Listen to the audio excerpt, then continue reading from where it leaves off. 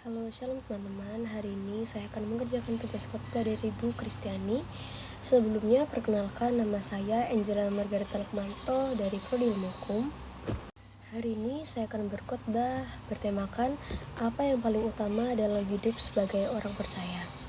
Firman Tuhan dalam Injil Matius 22 ayat 37-39 berkata, "Kasihilah Tuhan Allahmu dengan segenap hatimu dan dengan segenap jiwamu dan dengan segenap akal budimu." Itulah hukum yang terutama dalam pertama. Dan hukum yang kedua yang sama dengan hal itu ialah kasihilah sesama manusia seperti dirimu sendiri. Teman-teman, ayat ini muncul ketika seorang yang bertanya kepada Yesus tentang hukum yang paling utama.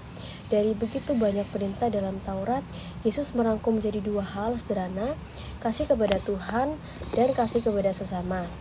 Yang pertama, mengasihi Tuhan dengan segenap hati. Mengasihi Tuhan bukan hanya soal datang ke gereja atau ikut ibadah. Mengasihi Tuhan berarti menjadikan Tuhan prioritas utama, taat pada firman-Nya, mengandalkan Tuhan dalam setiap keputusan.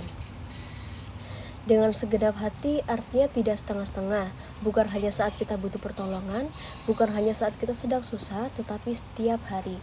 Kadang kita lebih suka main HP,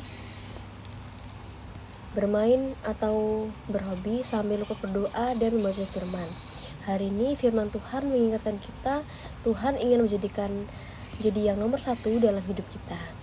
Yang kedua, mengasihi sesama seperti diri sendiri. Perintah kedua sama pentingnya, kasihilah sesama manusia seperti dirimu sendiri. Kalau kita ingin dihargai, kita juga harus menghargai orang lain. Kalau kita tidak suka dibully, kita harus belajar mengerti. Kasih itu terlihat dari sikap kita, tidak mengejek teman, mau membantu yang kesulitan, mengampuni yang menyakiti kita, tidak iri dan dendam. Yang ketiga, kasih kepada Tuhan terlihat dari kasih kepada sesama. Kita tidak bisa berkata, saya mengasihi Tuhan, tetapi membenci teman kita. Kasih kepada Tuhan harus terlihat dalam cara kita memperlakukan orang lain.